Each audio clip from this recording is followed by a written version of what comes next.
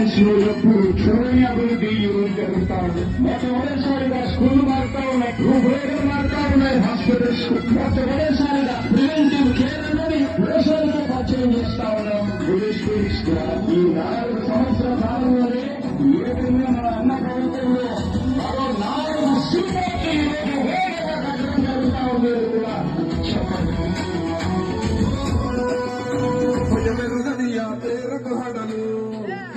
అసలంచబోడు ఎవడికి మెడలు ఆయనెదురుగా కొడుతున్నది తొడలు వేసుకుంటారుగా తప్పక చెడలు పేదోడి కంచౌల 4 మెతుకుల కోసం ప్రజా సంకల్ప యాత్రలేసి గెలిసిన యుద్ధం భీమ పౌరుషం పక్కన పెట్టిండుల పేదల కోసం గుండలు జత కట్టడమే నీ ఎజెండా గుండల గుడి కట్టడమే జగను ఎజెండా